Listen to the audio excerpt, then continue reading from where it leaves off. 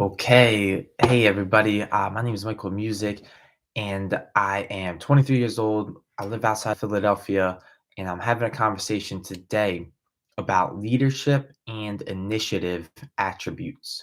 Okay. So, in this section on the Master Course of Success by Napoleon Hill, we're going to essentially rate ourselves on different factors of leadership and initiative.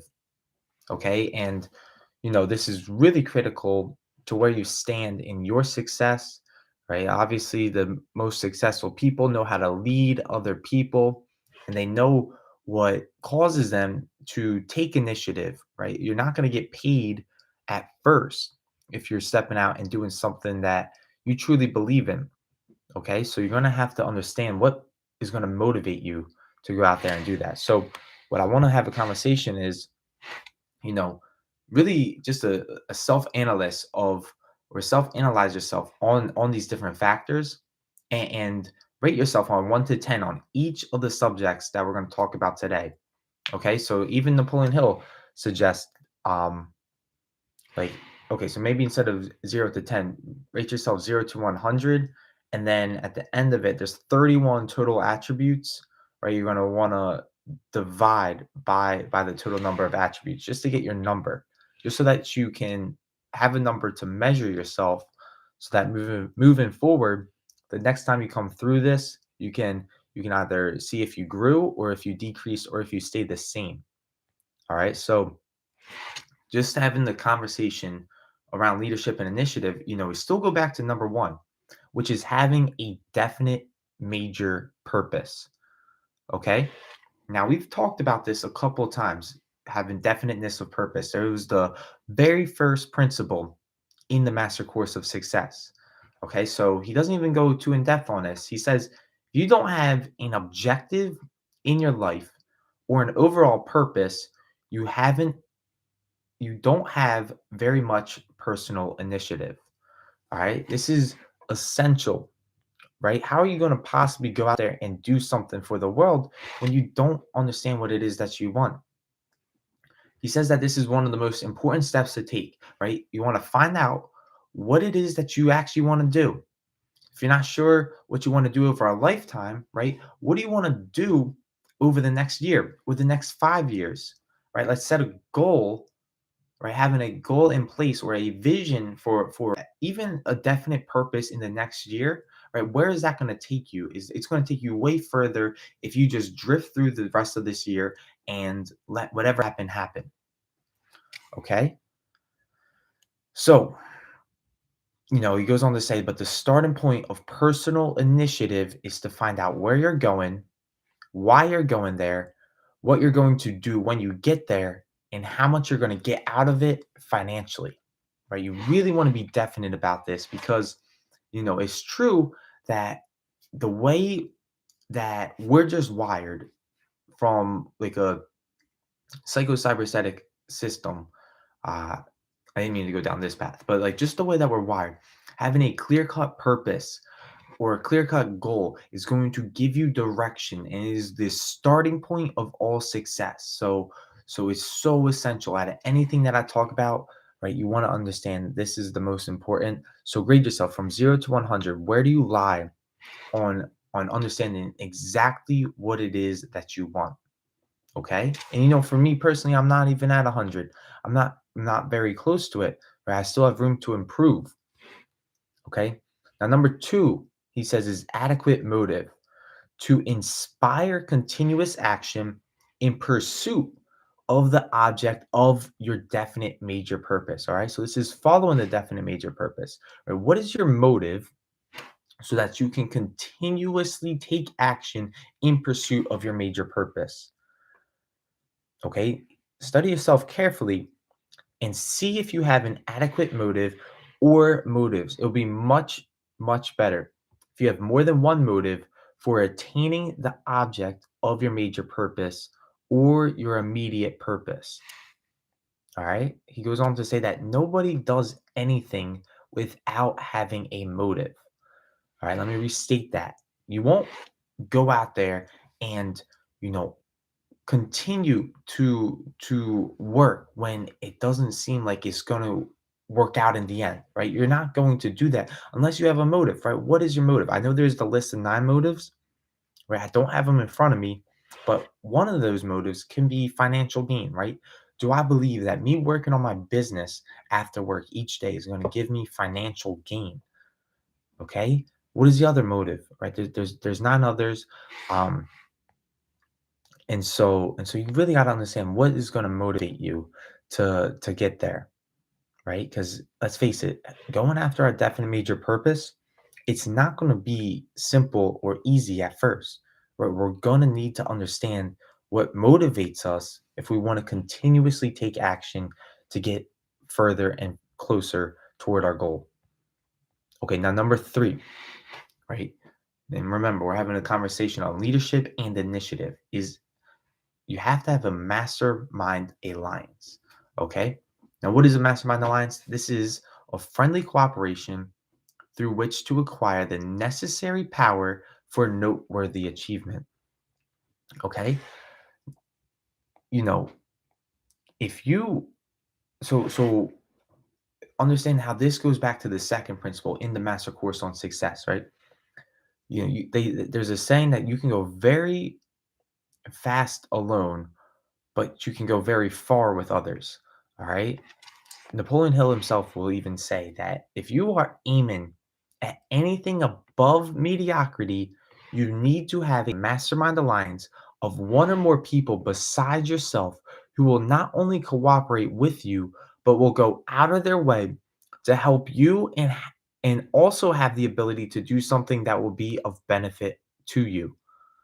Okay. Now, he goes on to say it's up to you to take the initiative to build those mastermind allies. All right. They don't just come to you and join you because you're a good fellow, right? You have to lay out a plan. You have to have an objective. You have to find the people suitable for your alliance. Then you have to give them an adequate motive for becoming a mastermind ally of yours.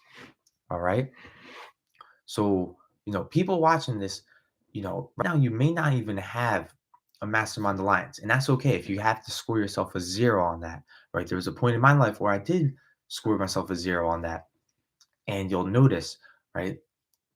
Just being around even me and my community, you'll probably start to see that you're now able to have access to more mastermind groups, right? The more you're around this information, the more that you set a plan out and the more that you define your definite purpose, right? Then people have a reason to work with you because this is so critical. You're not going to be able to get there by yourself, right? Now, I don't know this myself, but I know Napoleon Hill emphasizes that, you can't achieve anything above mediocrity without having a mastermind alliance, right? It is so crucial. So, so who do you have in your life, right? People that you can call up and be like, hey, this is where I'm going, and I could really use you to come along with the ride for me. How many people would actually say yes to you, right? How many people do you have on your team that have different areas or different thought processes that can really help benefit you so that you can see your goal a different way and see how to get there a different way. Okay. Having a mastermind alliance for me personally was the reason I still keep going, right? I would never have been able to do 100 plus episodes unless I had that mastermind alliance really support me, especially in the beginning as I was forming this habit. So that is very powerful stuff. Now, number 4. Now, yeah, I also want you to rate yourself. Like, where do you stand, like 0 to 100 on this? Like, do you have one, or do you not? And how often are you really attending the mastermind meetings? Okay, number 4 is self reliance. Okay, he says self reliance in proportion to your major purpose. Now, find out just exactly how much self reliance you have. You may need some help from other people, from your wife, your husband, your closest friend, or somebody who knows you well. You may think you have self reliance, but how can you tell? Go back up to number 1 Carefully evaluate your definite major purpose and see how big it is. If you do not have one, or if it's not above anything that you have attained up to the present, then you don't have much self reliance. And you should grade yourself low on that. If you have the proper amount of self reliance, you step your definite major purpose up way beyond anything you have ever achieved before, and you'll become determined to attain it. Okay. So evaluating myself, right? Do I know exactly what I want? It all goes back to definite major purpose. And how reliant am I on taking the actions that I need to get there? Right? Am I saying I have a definite purpose, but I can't rely on myself to actually put in the work and have the discipline to do that every day? Then what good is even having a definite purpose if I'm not even taking the action steps every single day to get there, right? It's basically just a wish at that point rather than a definite major purpose. So can I rely on myself to wake up early every single morning and go after my goal, even in the moments where it seems like it's still impossible? Okay. So so that's self-reliant. How would you rate yourself on that scale? Number 5 is self-discipline. All right, so there's a reason this comes right after self-reliance, right? Self-discipline is sufficient to ensure mastery of the head and the heart, and to sustain one's motives until they are realized. All right. When do you need self discipline the most? Well, when you're on the way up, when things are going well and you're succeeding. Oh, let me repeat that. He says, when do you need self discipline the most? Right? Is it when you're on the way up and things are going well and you're succeeding? No. It's you need self discipline when the everything's going terrible, everything's going rough, when the outlook is not favorable. That's when you need it the most to keep on keeping on. All right. So how does self-discipline come into play, right? What is self-discipline, right? Bob Proctor would say that self-discipline is your ability to give yourself a command and follow through with it, right? Even if things in my life are going not so well, right? Do I have the self-discipline to keep doing the key items, the key actions that I committed to through thick and thin, and am I willing to keep it going until I reach like the realization of what I truly want, right? Or do I see that the going's getting hard and that, man, I should probably just slack because it's not even worth trying, right? That's what a failure would say, right? So how do you rate yourself on the self-discipline scale? Okay. Number 6. Number 6 is persistence, right? Based upon the will to win. Napoleon Hill says, "Do you know how many times the average person has to fail before he quits or decides he wants to do something else? Once? Did you ever hear of the fellow who fails before he starts because he knows that there is no use in starting, because he knows he can't do anything? That cuts it down below 1." All right. So, how many times have you not gotten knocked down, but how many times have you gotten back up after getting knocked down, right? Even when temporary defeat comes, do you have the persistence factor, right? And what is the persistence factor, right? This is almost like a muscle that you can develop through your mind. That every time temporary defeat comes, have you developed this innate persistence so that you're going to get back up and keep on going? Okay. It is literally a muscle, and it is a muscle that you can exercise each time you get back up, every time temporary defeat comes, right? And think about this, right? Most people won't even start something because they think to themselves, why would I start if I'm just going to fail, right? Why would they even start?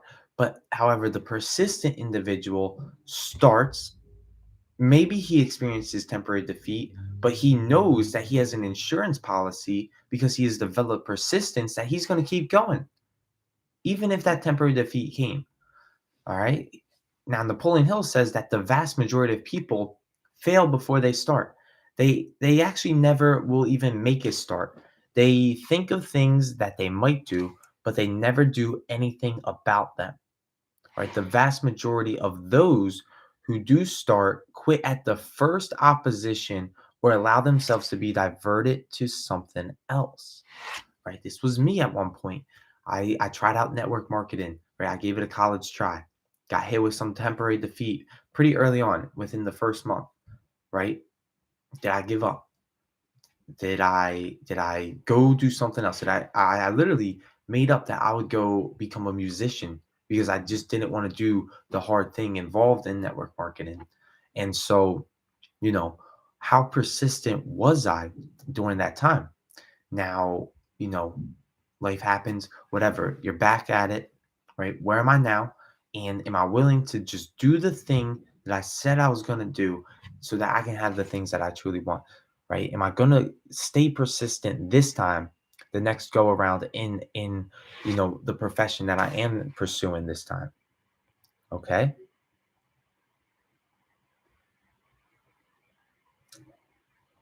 Now the question is persistence something that you're born with or is it something that you can acquire? All right. So Napoleon Hill says, well, if you couldn't acquire it, there'd be no use in talking about this lesson, would there? Right. Certainly you can acquire it, and it's not very difficult. What is that causes a person to be persistent. Okay.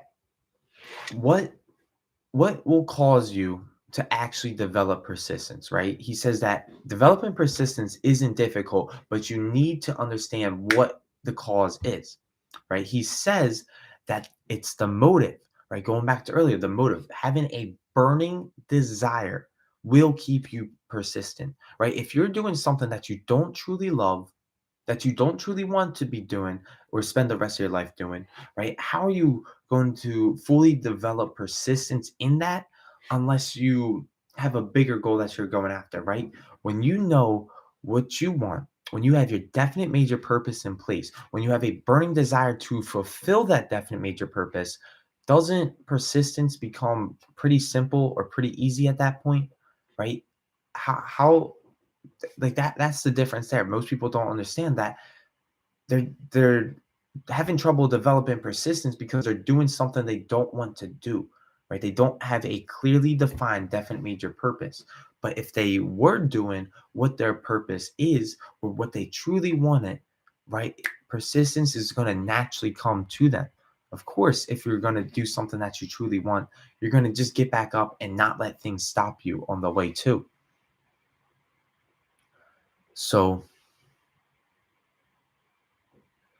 so that's the conversation on persistence. Now, I'm going to pause there. So we're at 20 minutes and we're going to pick this up tomorrow. But, let me know what you learned, what you liked so far about leadership and initiative and the conversations, because a lot of these principles in this so far were literally principles that were their own chapter in either Think and Grow Rich or the Master Course on Success, right? So this is deep topics that we're talking about here. Okay. So, thank you guys all for watching. My name is Michael Music, and I'm going to leave you with this until we meet again in time and space. Bye, everybody, for now. Peace.